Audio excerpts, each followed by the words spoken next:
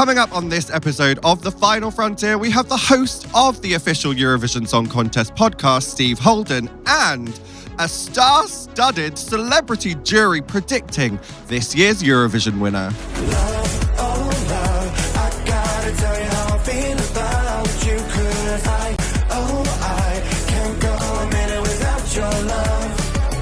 Like a satellite, I'm in orbit all the way around you, and now we fall out into the night. I can't go a minute without your love. Okay, this is the start of the episode. Welcome to my home. Hello. It's beautiful and it's so good to see you. It's lovely to see you as well. I feel like we've built up such a special Eurovision friendship. We have. I mean, it's been a few years since I've sort of like been welcomed into the Eurovision family, and I feel very welcomed by you.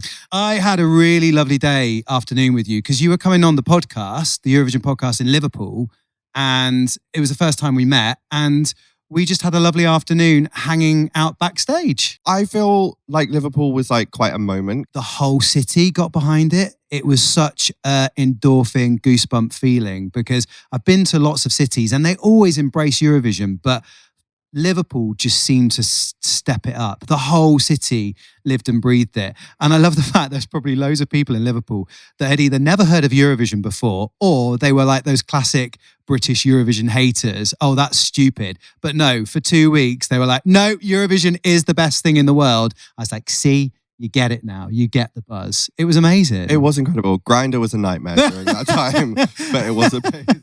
What was the radius on that? It was constant. Like people everywhere. It was too much. Ding, ding, ding, ding, ding. Very glad I don't have that anymore.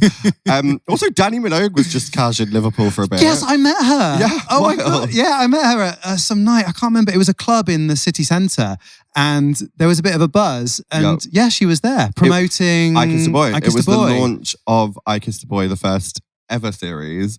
And Danny Minogue was just there. I had a photo with her. It was amazing. Yeah, I kind of waited in the masses to get my photo and I had to use the opportunity to say, I just want to thank you for saying, I wasn't expecting that at all. And she was like, what? I was like, I think she knew the meme, but honestly, iconic. Really iconic. Have you had a lot smaller than you think. Yeah, very dinky, delicate young flower, which makes me wonder how small is Kylie, because Danny is taller than Kylie. Yeah. We're meant to be talking about Eurovision, but carry on. But I would say she was lovely and it was amazing that she was there as an extension to the Eurovision experience. Very smart. Whichever publicist came up with that idea. I don't know. Probably Simon Jones. I've not a clue. Liverpool was a very special time. But do you have any other like iconic Eurovision host cities or like ones that really stick out for you? Well, I went to Vienna as a fan, which was Vienna. 2015. Mm-hmm. And that was amazing because I had I was off the clock, right? I wasn't working. I was there as a fan. And I just had a very good time at the rehearsal before the grand final. So it's almost like you're seeing the show. Mm-hmm. And I remember that year, Conchita emerged from a box in the middle of the audience, but nobody knew that Conchita was in the box. And by the time Conchita was unveiled, I think they'd been there a long time, and we were right next to the box. And all of a sudden, Conchita flies out of it. So we were already having an amazing time, and the euphoria was lifted by an iconic winner just emerging like a phoenix. And she flew across, didn't she? Going across the stage. That was If Only for Tonight, when Building Bridge, where they did that whole Building Bridges intro. Yes, but no, when the song she did was, I can't remember. It was amazing. It was like an amazing ballad that if it had been in Eurovision, it would have won. It was like We Are Unstoppable or something like that. But it was there because I was there as a fan and for the second time and just immersed myself in it completely. What was your first time? My first one was Malmö, 2013. Okay. Which was, I went to like the semi-final. Who was in that year? That was Bonnie Tyler for the UK. Believe in Me. Not my favourite. Yeah. So that was really good. I went with a load of friends and we were staying in Copenhagen. Mm-hmm. So we went to the semi-final for fun. And then on the night of the final, we were in Copenhagen in a gay bar. Yeah. And we had to reserve seats. And obviously we were a load of Brits and we weren't really paying attention to where we were supposed to be sat. And Denmark won. So we were in a Copenhagen gay bar when Emily de Forest won. So icon. it was a bit. So we became Danes for the night. That's iconic. Fun fact, when I was at Malmö last year, in fact, I went to Copenhagen and bought literally the best underwear I've ever bought. Just from a random department store, a random Danish brand. Did you go with intent to get this underwear? Yeah, I realised that I was a day away from not having packed enough. Okay. So I was like, we've got to go buy some Had you gone pants. inside out? No, that's not something that I am willing to do. To be honest, me neither. Ever. But yeah, do you still have this underwear? I do. Okay, great. Really, really comfortable. Good. These are the important questions that we're asking, talking about pants and things like that. Emily de Forest is, as I told you on the Eurovision podcast, one of my favourite winners. Yeah. Underrated bop. Yeah, she is completely underrated. She's so talented. And she has this really good energy as well, Emily de Forest. Very calm lady. Yeah. That's what you need in this life. Truly. With all the chaos that goes everywhere. I mean, I feel like last year's Eurovision needed a very calm lady like Emily de Forest to sort of bring peace. I wonder whether she'll be back one day. I know she wrote, didn't she co-wrote Lucy Jones in 2015? Never Give Up on You. 2017, yeah. I Will Never Give Up on You. I think she was the co-writer. Robbed Queen Lucy Jones. I was thinking about this the other day. That was amazing, that performance. She did really well. In her clamshell. In her clamshell, I do think, and this is why the BBC should hire me to participate in the creative direction, I do think she would have placed a lot higher if someone had just said, my darling, if we're on a close-up, no claws, no squinting. Because she was giving because she is a musical theatre She was actress. in the moment. She was in the moment as if she was playing for a back row. Yeah. But there is a camera very tight, so there was quite an aggressive claw happening. But it's a wonderful song. It is. I do think when you look back at the UK entries, that is up there as something that we really thought about. And Lucy is just a beautiful person. And yeah, maybe it should have done better. Gorgeous vocalist. Okay, between us now, I've gone off-piste. Between us now, I feel like we should come up with our top 5 UK entries of all time. Okay. We can pick 2 each and then we have to decide on one. You go first. You can say no. Okay. Because it's a mutual top 5. I'm going to be controversial yet brave, and I am going to say I Can by Blue. Can I pause that until we've come up with the others? Yes. Okay, so you can put that in the hard shoulder. Yeah, of the road. Editor Richard, can we have a visual on the screen of these moving around? So currently in 5th place is I Can by Blue. Will it stay? Let's find out. I'm going to say the obvious one, Love Shine a Light by Katrina and the Waves. Where are you placing it in our top 5? I'm going to place that for the moment. Let's place it at number 1 for the moment because it's the biggest winner. Could move down as I bring you the real number 1. Javine, Touch My Fire. I was thinking about that the other day Of course as well. you are. I was, literally. That can go, for this purpose, that can go above Love Shine a Light because that was robbed. Really robbed. Because I think that actually, if another country had done that year, it would have placed way higher. Yes. It's the 20th anniversary of Touch My Fire this year. It was 2005. How was it? I think it was. Yes, it was 2005. Baby J, Jess, can we just double check? 2005, Touch My Fire. Is that correct? It was brilliant. Brilliant song. I should have released a cover of that for the 20th anniversary. You still can. There's time. Oh, it was correct. 2005. Okay, sorry, your turn. I'm going to go for Gina G, Who Are Just a Little Bit. Ooh. Which I know is old school, but it won a Grammy. Yeah, did it? Yeah, it's one of the few Eurovision songs to have won a Grammy, if not the only one. Why did it win a Grammy? Best dance recording, I think. Again, I'm saying this from the back of my mind, the little tiny Eurovision cabinet that opens every now and then. Your mastermind specialist subject. It literally is. That's wild that won a Grammy. I guess it has to be in the top 5. But I think it can probably come below Love Shine a Light. It came second, didn't it? No, it came 6th, 7th or 8th. It was, yeah. But one of the reasons I think, and this is going super niche, but I'm allowed to do that. No, please do. That was in the years when there was still an orchestra. And obviously it's not really an orchestral song. Right. So maybe it was a bit jarring that it was like a pop dance number, but being played to a live orchestra. So it did, I don't know, maybe it didn't feel like the right match, but it's an amazing song. Yeah, when you take a dance song and you make it orchestral, Yeah. it doesn't always work. If you watch the selection of Ireland's Eurovision songs this year where they did a cover of Tattoo, you'll know what I'm talking about. But also, I think maybe it was just a bit ahead of its time for that Eurovision. I don't know. But no one knows where Gina G is. You know, she's disappeared. No one can track her down. Is she not like in Australia? In the outback, living her life? She may be. Apparently, so Gojo from Australia this year did a cover of Ooh, Just a Little Bit for Eurovision's A Little Bit More. And they tried to find her and they couldn't track her down. She used to be the landlady of my friend years ago. Oh my God. But since then, she's dropped off the precipice. This is incredible. It's like, where is Gina G? Gina G is a landlady. This is like my one what? fact about Valentina Monetta from San Marino owning an Airbnb. Yes. How many past Eurovision acts are now just charging people rent? That's interesting. You told me about that, and I went to San Marino this year, and I tried to find the Airbnb, but I couldn't. I went and stayed there for a couple of days, and it was for the San Marino national final, which is a thing. And I said, is Valentina performing? And they said, oh no, she's busy this weekend. With her Airbnb? Well, probably, yeah. But I couldn't find it.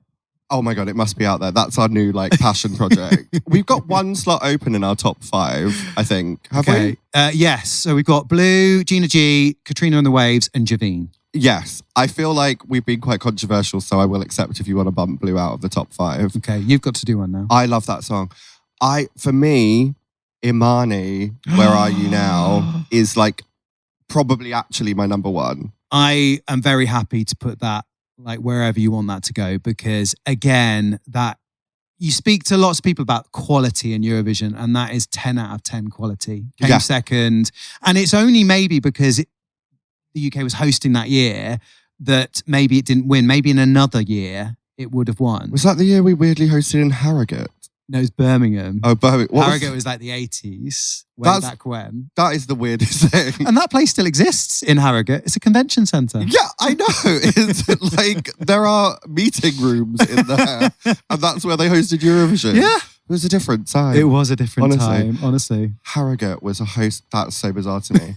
Okay, so we sort of settled on number 1, Imani. Yep. Number 2, inexplicably, Javine, Touched by Fire. 3, we're going Katrina and the Waves. 4, Gina G. And if you would like Blue, we can put Blue in. Do we not have to do Sandy Shaw, Puppet on a String, something that's classic? No, because those will always. I think this is the time and the place to be a little bit controversial, and for you to put your own 2p into things. Yeah. You're right. It's your podcast. It was in black and white, so it's boring. That's fair. It's also how I feel about Doctor Who. It's not in colour, I don't care. So we've got number 1, Imani. For sure. Yeah. Which I know is back to the 90s, but it stood the test of time. Oh my God. If we did it now, I feel like it would do. Imagine Imani doing the 2025 version of that song. Yes. It would eat. The vocals. It's how I feel about that. There's a lot of music of that era. I'm going off Eurovision for a second, but a Nena Cherry, 7 seconds. Yeah, oh my God, it is like that. Yeah. Yes. That kind of it's an R&B pop combination that I love. It is a quality song that can exist outside of the Eurovision verse, which more and more of Eurovision entries are these days, where because people are just putting in what they want to sing about. It feels very authentic. It's not trying to be a Eurovision song in the old sense of the word. Yeah, which I think largely that can come down to staging and things like that, and that can backfire on you, because I think some people, I feel like you already know who I'm talking about, but I'm not going to name names. But some people, I think maybe will bring a good pop song to Eurovision, and then the staging doesn't connect. You still have to stage things in a Eurovision way, in my opinion. Yes, although back in the 90s, it wasn't really like that. But she did have an amazing leather/pleather/PVC coat. Do you remember it? Was it burgundy? Yes. Oh my God, I do remember that. It was amazing. She's the reason I'm gay. Literally, that's imprinted on my soul. I think I was wait, what year was it? 96? 98. Oh, that was 98? Yeah. Imani was 98. Was she not 96 and Jessica Garlick 98? No, 96 was Gina G. 97 was Katrina. 98 Imani. Yeah, 99. Precious. Say it again. Say it. I'm gay because of Eurovision. That's crazy. No, this is really imprinted on my soul. Yeah. Maybe you've got a version of that coat in your wardrobe. I actually 1000% do. Yeah. And it's not until this exact moment that I understand why I want like a mid-length. This whole time I've wanted a mid-length pleather She looked burgundy amazing. And she's still singing, isn't she? She's still doing gigs for Eurovision. And is. Eurovision connected events. Yeah, she's not cheap to book, but she is, to be fair, nor should she be. So good for her. Wait, so 99... Precious. 2000 Jessica Garlick. No, Nikki French 2000. Don't play that song again. So 2001, it's going to be Lindsay or Lindsay Drake. Dracass. Okay, Yeah. Then 2002. Jessica Garlick. Jessica Garlick. Number 2, Jessica Garlick. That is a quote of Amy Winehouse on Nevermind the Buzzcocks. I don't know why that just came to mind. She was in the Find the Pop Star thing. What's it called? that. The Identity Parade. Yes, oh my God, that was in my... Yes, Simon, it's number 2, Jessica Garlick. I think me and you bring out these like weird memories that are lodged at the back. Don't we? Because I remember that totally. We've existed through the same eras, so it just sort of like plucks out of nowhere. So 2002, Jessica Garlick. Yeah. I just want to make sure we've got the right top 5. Yes. 2003, therefore, after Jessica Garlick was James Fox. Gemini. Cry Baby. Lied to me, baby. Must have been great. I want to do a cover of that song. It probably arguably might be better than the original. I think they would agree that it would be better than the original. Gemini. Did they win a selection show?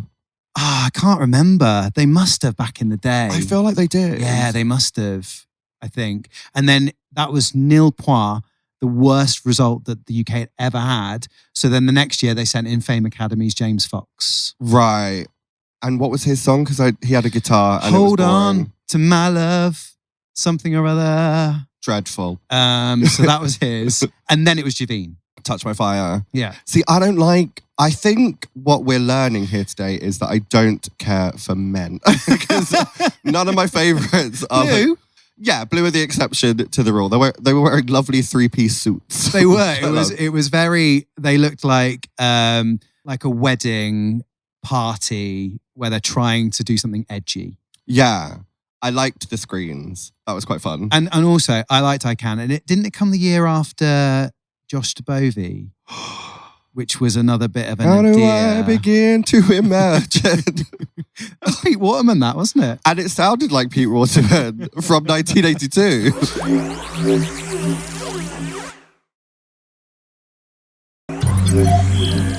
I want to go through every year now that we've already started. We got to Javine 2003. 5. 2006. Oh, my Who was goodness. after Javine? Who's my Gap? Oh, my goodness. I'm bad in this period of time. Not Scooch. I can know because Scooch for 2007. My memory is failing me. Normally I'm so good at this, but who was like pre-Scooch, post-Javine? So because working backwards, Jade Ewan was 2009. Can't remember 2008. Who was before Jade Ewan? 2007 was Scooch. So we're missing 2 years, and I can't remember. Oh my God, Baby J, could you check who represented the UK in those 2 years? Please. 2006, 2008. I feel like this is going to actually haunt me. All my brain is doing is remembering making your mind up where there was a boy band called High Rise that I really wanted to win and they didn't get chosen. Were they like H !_RIZE? Something like that. I think there was a colon, I'm pretty sure. I think it was HI : Yeah, it was very that. Baby J, do you have the information? Andy Abrams. Yes. 2006 was... Andy Abrams came last. Daz Sampson. What did you learn at school today? Well, yes, Daz Sampson. We totally forgot those two male entries. Because I famously hate men. I did this in lockdown. I did this show called the Eurovision Drag Contest. Yes. So I think I sent you the link to it. Please don't watch it.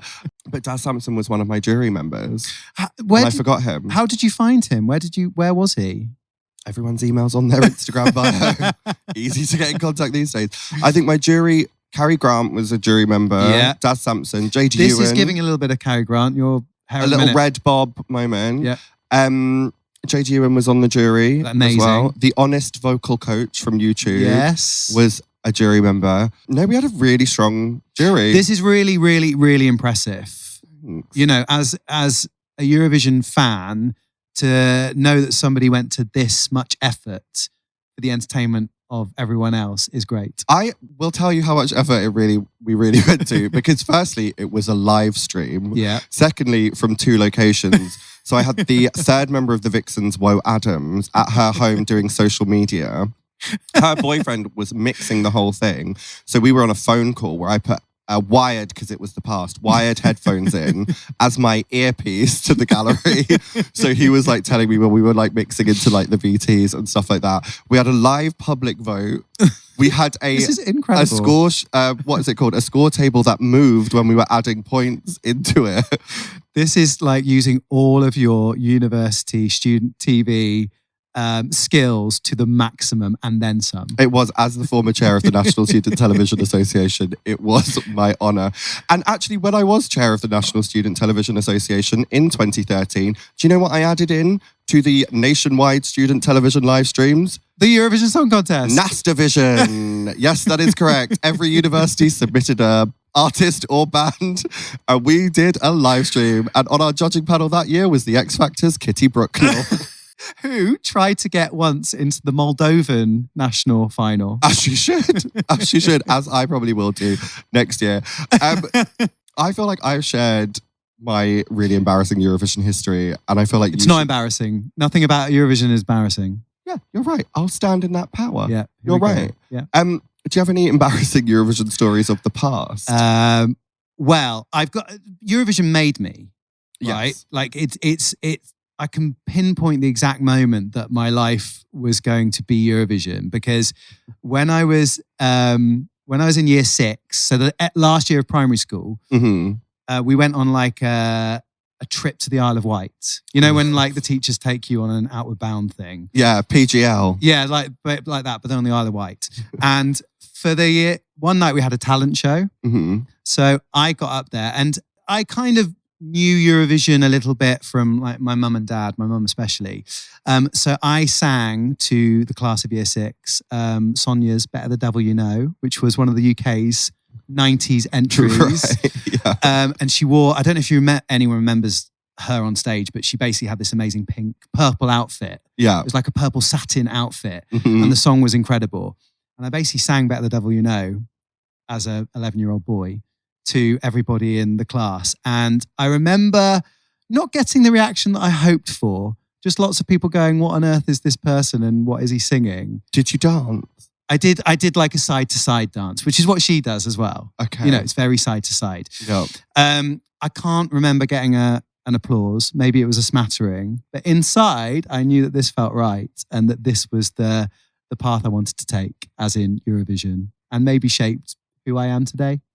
Do you know what? Somehow, because of how my brain works, I'm like, the teachers must have known. They must have looked and said, we know, but because of the era that we're in, we actually legally can't say anything. We know that this 11-year-old boy is destined for a life of Eurovision and showbiz. Yeah. Among other things. I mean, I feel like it is like kind of formative, because I don't know that without Eurovision, Big Brother, like certain things that I would be sat here having this conversation with you in a dress and a wig. Shocker, it's not my real hair. Do you know what? I had this moment in university when I never missed a year of Eurovision. And then this one year, there was like a uni halls of residence barbecue. And I was too scared to tell people that I wanted to watch Eurovision. It was like I wasn't out of the Eurovision closet. It was like I was firmly in it. And I remember having this really rubbish TV and having to like go to the barbecue and then sneak in to see like, I don't know, France or the UK or whoever, and then sneaking back out and not telling anyone why I kept going in, because I didn't want them to think that I was this geek who liked Eurovision. And then it took that year to have a word with myself and to come out of the Eurovision closet and go, I am a proud Eurovision fan. As you should be. Completely. And then the next year had a Eurovision party. But it was weird that in that first year, I don't know, I was scared to tell people that I was like into Eurovision. And I look back and I would have gone like, Steve, snap out of it. Come on. Everyone loves it. Do you know, I feel like I probably would have had the same vibe as you were it not for on my very first day of university.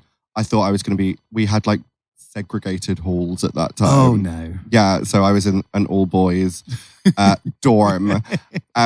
Hey bro. And I was trying to be like cool and like drink a cider or whatever with them. And then my phone rang and my ringtone was All for One from High School Musical 2. So that kind of gave the game away. Out and proud from day one. I put my Zac Efron poster up in my room and I said, what's done is done, girl. Like, I wish I'd had a bit of that like at university. I mean, it was fine the next couple of years, but it was just that first year. Like, it's the only year that I've had to like put my Eurovision invisibility cloak on, you know? Obviously now, no problem whatsoever. Knows, yeah. Like, it is literally my whole operation is Eurovision. Honestly, like I at university like basically forced all my friends to participate in it. And like we mentioned student TV earlier, but like every single thing that I did on student television, and I was like, I didn't finish my degree because I didn't do anything other than student theatre, student television. Like I lived Eurovision related student events. But every like title sequence, because I was obsessed with title sequences, every single one, I used a Eurovision song. We did our own version of Big Brother called The Hall. And I actually lied to Rylan about this because now I've reevaluated it. It's deeper than I thought. I told Rylan that the theme tune for it was Ruslana's Wild Dances. Yeah. That's not true. What was it? The theme tune was Ruslana's Wild Energy, which is not even a song she performed on Eurovision. It is a song that she made for a Russian film based on a series of Russian books. I didn't even know this happened. I can't believe that Was it a sequel to Wild Dances? Yeah, there's a full like futurist. She's gone from like that sort of like prehistoric cave woman, Xena warrior princess to like futuristic, like what's it, Fifth Element kind of vibes. No like, way. Yeah. I didn't know this happened in the Ruslana sphere. Oh yeah, like big. It's a whole universe. Yeah, she's traveling through time and space. But I literally I did a dating show that was basically Davina's Street Mate, which none of you listening will remember, but I do. And the theme tune was Satellite by Lena. And like literally everything. We had to submit for like awards every year. And we had like 4 different channels. And I made the heads of the channels use a specific Eurovision song. So like the Culture Channel had like one of the like guitar-y band sort of things. And then like the Entertainment Channel had, why am I telling you my life story? What was that song? Ale, Ola, Ole, that one. Yeah. Jesse Matador. Yeah.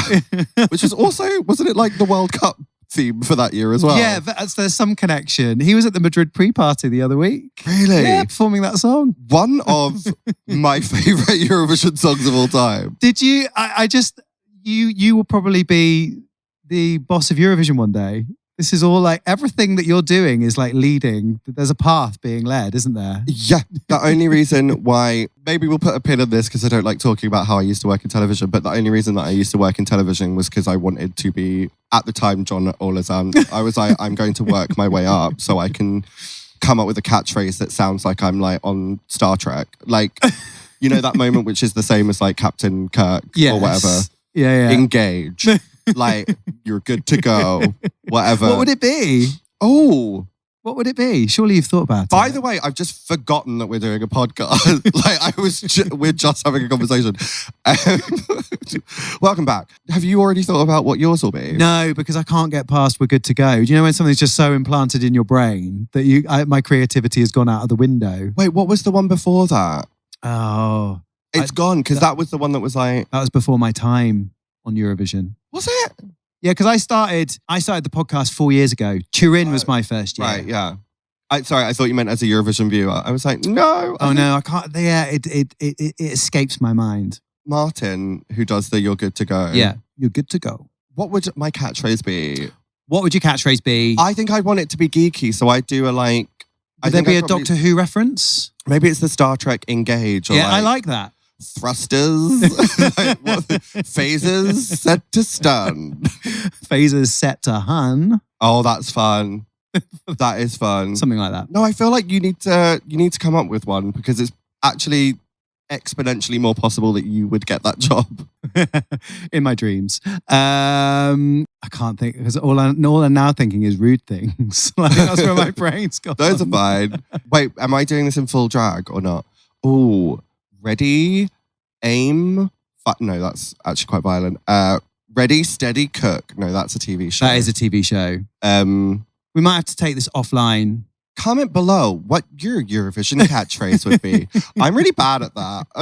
Like, producer Poppy, you need to tell me to be like, comment, subscribe, because I never do it. What about the name of the podcast? The Final FronTia. Go. I'd really want to do something that was just like, yep. Like just that. I like Engage. Yeah. With a good sound effect. You are the mix of everything. You are the mix of like reality TV, Eurovision, sci-fi, all packaged into like one amazing Eurovision personality. I'm going to cry. That's the nicest thing anyone's ever said And to me. also, we've spoken this before, one day, I'm sure you'll be on that stage. I think, right, I'm going to go for it this time. Because I've sort of been like, oh my God, like, we really are just having a conversation. Talk amongst yourselves if you're listening to the podcast. I, like, really am like, why wouldn't I? I think you'd be great. Like, you've got the confidence and you know how to put a Eurovision performance together. You've already thought it through. You've already got your 3 minutes choreoed. Like, you know exactly what camera you're looking at for every second. You've got your mood board, your storyboard. Oh, yeah. You just need the song. I just want one of those, like, that ones. You know, if you're watching at home. Which ones? The one where the camera's here and then you sort of, like, earnestly follow it round. And then it ends up with, like, some phone lights or some, like, bracelet lights in the audience. Yeah. So I just want one of those. Would you have, like, a 360 where you could have the audience behind you? So we'd get a you know, like Dami Im. Yes. It's a bit like that. Sound of Silence. Australia, what are you doing? Bring her back. Do you know what? That is one of my favourite Eurovision songs of all time. I think, if I'm being like totally honest, Sound of Silence and Where Are You Now are my top two. Honestly, when she did this with FaceTime, can you remember? And it had like a weird screen. Yeah. And then you were like, where's she gone? And she'd gone off the box. She's like, how'd you get off the box? But she did what, and this is going Eurovision-ish, she did the most amazing thing for Eurovision. She had an incredible song and then she stepped it up like to 11 in the live performance. I could not believe it. Because when she sang it for the semi-final, I was like, well, I've heard the music video version. Yeah. She's probably not going to do that note live. Yeah. She did it. And I was like, oh my God. And more. And then the final. Oh yeah. It was only the final that she did it like all the way. And I just could not believe it. It gave me goosebumps. Yes. She stepped up from the recording for the semis and then stepped up from the semis for the final. And she's 3 foot tall. How is that even possible? And the dress. This is channeling Dami Im. Don't say that to Dami Im because this is from ASOS. Hers was Swarovski'd. Boom. I don't know why I didn't think about that for a finale dress. I should have done Dami Im. Didn't she have she had a big collar up here, didn't she? Oh, it was gorgeous. Like with Diamantes and stuff. Yeah. But what my point is, you know that shot where the camera spins round and she's singing and then you get the whole of the audience behind you. Yeah. That is the Eurovision moment. That is the moment. And you need one of those. Like, you can't have it too self-contained on the stage, which I think is where like a Lucy Jones performance maybe loses out on like the immersion in the arena, or like a Ollie Alexander performance like loses the feeling of live. You don't want it to be too music video. She split the difference perfectly. Like, there was that music video element and then there was the hop off the box, like belt your bollocks off. Can I say that? I don't know where that came from. It's a bit like Gustav, Because of You in Liverpool. You know, when his dancer came on at the end and you could hear the roar of the crowd going crazy because of what the dancer was doing. Yeah. You need an injection of that sometimes. You need that because you want it to feel real. Yeah, and even you think about Salvador Sobral, you know, in 2017, which is such a small song, but the way it was staged right in the middle of the audience, you still felt like the electricity around it. Because when I speak to like artists at Eurovision, they normally give me usually it's one of 3 songs that is their favourite of all time. One is Euphoria, the other is Arcade, Duncan Lawrence, and the other one is Salvador Sobral. Really? Yeah, they are the 3 most common answers when I say what's your favourite Eurovision song of all time. For Eurovision artists? Yeah. It's interesting, isn't it? Yeah, why don't they pick a fun one? God, so like, why isn't it Javine Touched by Fire ever? That's what this podcast is for. Yeah, Scooch, flying the flag. What a song. Producer Poppy's been lurking for like 10 minutes, and that is meant to be my signal that I have to wrap up. But I've had a wonderful time. I do have to tell you before we finish, after I told you my entire life story of Eurovision. I once did my own self-penned, while I was at school, my own self-penned Doctor Who fan film, where I forced my friend Jacob, shout out to Jacob, to play the Doctor. Yeah. And I painted my friend Chantel blue to be an alien. And like the big way she tried to like capture the Doctor was by hypnotizing him by performing Javine's Touch My Fire as a lip sync. And I just want that to sit with you. This will be my lasting image as I go to Basel. Honestly, Javine's Touch My Fire being used in a hypnotic way on a Doctor Who fan fiction film. Thank you. And Jacob, if you are listening, you promised me that you would go into your mum's attic and try and find the DVD copy of it. So please do. Was it the bit that went... That was the hypnotic bit. No, it was the full 3 minutes. Okay. I know it wasn't a section. I made my friend Chantel learn the words and lip sync it in full, and then I made Jacob dance like he was hypnotized. As Javine? No, he was a doctor. Chantel was painted blue, wearing like a gold outfit that was made from. But I mean, in the Javine style. Yes. In the sort of like the vaguely European ethnic way that Eurovision does very well. 100%. Love it, honestly. Yeah. Thank you for joining me. My absolute pleasure. It doesn't feel like a podcast, it just feels like a gossip. I think people who listen to this also don't feel like it feels like a podcast. And that's on me, honestly. No, thank you so much. And enjoy Eurovision this year. Thank you, you too. Yeah, it's going to be amazing. You're doing episodes of the Eurovision podcast while you're out there? Yeah, every single day there will be an episode with this year's contingent. I love talking to them. I love meeting them. Every day, the official Eurovision Song Contest podcast will be out. Yes. Can't wait. With its brand new theme tune. Yes, it's great. It's wonderful. And now, the moment you've all been waiting for, we are going to predict who will be this year's Eurovision winner using our own scoreboard and point system and star-studded celebrity jury. So first, we're going all the way over to Spain via Newcastle. Choriza May, what are your scores? Hola Europe, it is Choriza May from RuPaul's Drag Race UK, and I'm here to give my 8, 10 and 12 points for this year's Eurovision Song Contest. My 8 points, mis 8 puntos, go to Norway. My 10 points go to Malta. And my 12 points, of course, go to Una diva valiente, poderosa Spain. Ole! Choriza, some bold moves there, but let's find our scores from our next celebrity juror. It's the Baroness of Bristol herself, Miss Tess Drive. All right, my lovers. Hello to you and hello world. It's Tess Drive here with the scores from the Bristol jury. Thank you so much for an amazing podcast series, and we here in Bristol are so excited to see who wins. Okay, so without further ado, here are our results. And our 8 points goes to Australia.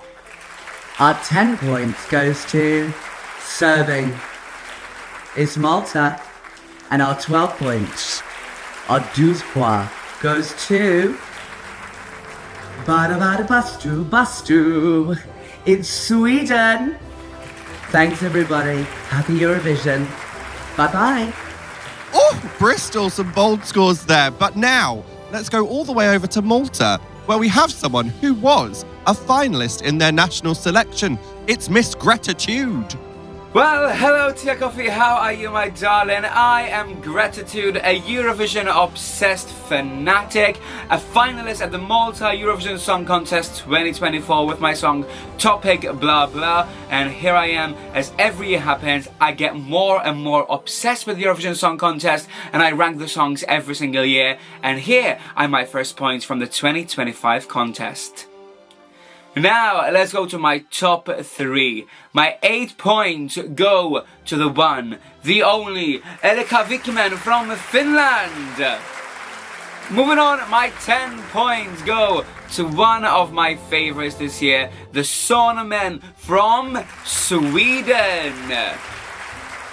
And last but not least, my 12 points go to this one song that as soon as I heard it, I knew that it'll be the winner for 2025. I knew it would be my winner, and I am manifesting out there that it will be the winner of Eurovision. My 12 points of 2025 go to Austria! I hope you all have an incredible Eurovision season this year. I love it. I will not miss it for the world. Make sure you're watching, make sure you're tuning in, and keep updated because there's a lot more Euro content to come from Miss Gratitude. I'll see you guys soon. Thank you so much, Greta. Some wonderful scores there. Our next scores are coming all the way from our friends at Gadio.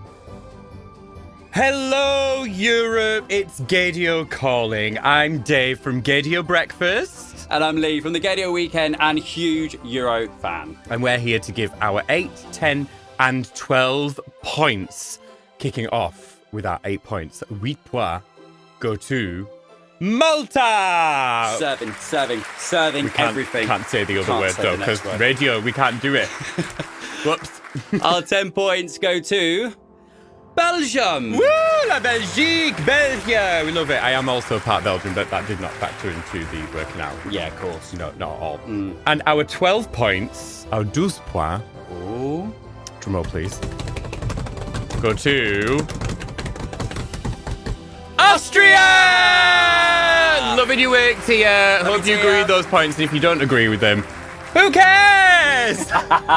Gadio, thank you for your scores. Please play more of my songs on the radio. Let's go over to the biggest Eurovision fan site. It is Lucy from Wee Wee Blogs. Good evening, Europe, and good evening, dear Tia. It's Lucy from Wee Wee Blogs calling, and it is nearly time for Gay Christmas. Eurovision 2025 in Basel is around the corner, and we all have our favourites. So I'm just going to jump straight in and tell you my 8, 10, and 12 points. My 8 goes to Zikont Erika Wickman from Finland with her song Ich Komme.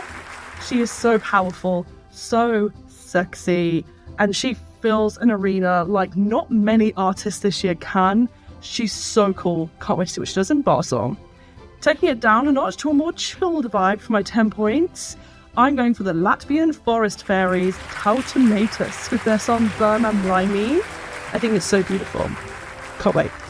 And my 12 points, my 12 points this year, go to the Milkshake Man from Australia, Gojo.